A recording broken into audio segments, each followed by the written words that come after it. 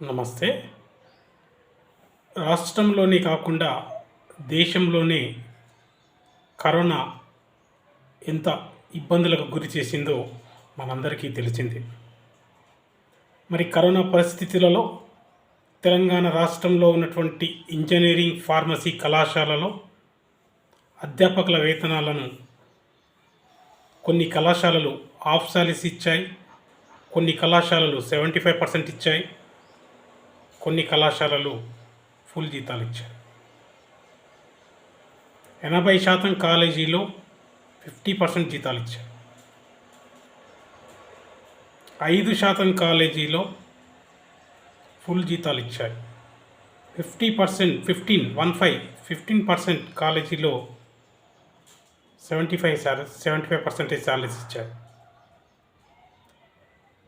తర్వాత ఇస్తాం, రియంబర్స్మెంట్ రాగానే ఇస్తాం, పూర్తి జీతాలు చెల్లిస్తామని చెప్పినటువంటి యాజమాన్యం దాన్ని ఆ విధంగానే వాయిదా వేస్తూ ఆ జీతాన్ని చెల్లించకుండా మరపురాని సంఘటనగా మిగిలిపోయింది కరోనా జీతం. మరొక పెనుభూతం ఇప్పుడు పొంచి ఉంది. ఫీజు రియంబర్స్మెంట్ రావట్లేదని చెప్పేసి పలు కళాశాలలు పర్సంటేజ్ జీతాలు ఇస్తున్నారు. కొన్ని కాలేజీలు ఏకంగా సర్క్యులరే జారీ చేసి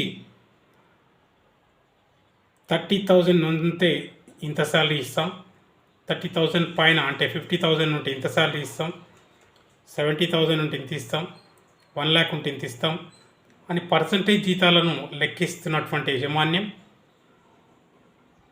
మరికొన్ని కళాశాలలో 50% జీతం ఎంతున్నా సరే 50% జీతాలు చెల్లిస్తున్నటువంటి యాజమాన్యం ఫీజు రియంబర్స్మెంట్ వచ్చిన తర్వాత ఇస్తారా అంటే అది ఒక కలగానే ఉంటుంది. ఎందుకంటే మరవరాని సంఘటన కరోనాలో పెండింగ్లో ఉన్నటువంటి జీతాలను రాష్ట్ర ప్రభుత్వం ఫీజు రియంబర్స్మెంట్ ₹1 కూడా బాకీ లేకుండా చెల్లించినటువంటి రాష్ట్ర ప్రభుత్వం 2020లో, 2021లో, 2022లో ఎలాంటి బాకీ లేదు కాలేజీలకు. మరి అంత జీతాలు పూర్తిగా చెల్లించకుండా అంత అమౌంట్ అంతా ఎన్కాష్ అయినప్పటికీ కూడా చెల్లించినటువంటి కాలేజీలు మళ్ళీ చెల్లిస్తాయంటే అది కలగానే మిగిలిపోతుందనేది స్పష్టంగా అధ్యాపకులు వాపోతున్నటువంటి పరిస్థితి నెలకొంది. కాబట్టి కళాశాలలు పర్సంటేజ్ జీతాలు కాకుండా నిబంధనల ప్రకారంగా చెల్లించాల్సినటువంటి జీతాలను చెల్లించాలి. ఎలాగో కాలేజీలు వేతన సంఘ జీతాలు చెల్లించడం లేదు, తూతు మంత్రంగా తప్పుడు ధ్రువపత్రాలను సృష్టించి TAFRCకి సబ్మిట్ చేసి, AICTకి సబ్మిట్ చేసి, JNTH ఉస్మానియా యూనివర్సిటీలకు సబ్మిట్ చేసి, రాష్ట్ర ఉన్నత విద్యాశాఖకు సబ్మిట్ చేసి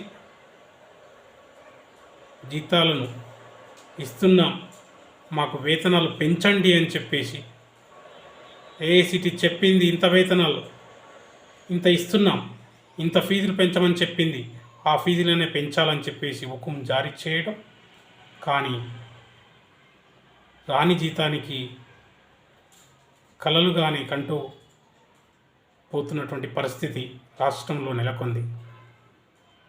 కాబట్టి యాజమాన్యం అందరూ కూడా స్పందించి ఖచ్చితంగా అధ్యాపకుల జీతాలను నెలవారీగా పూర్తి జీతాలను చెల్లించాలని చెప్పేసి, పర్సంటేజ్ జీతాలు అవసరం లేదు, చెల్లించేదే చాలని జీతాలు కాబట్టి ఆ జీతాలను పూర్తిగా చెల్లించాలని చెప్పేసి యాజమాన్యాన్ని డిమాండ్ చేస్తున్నాం.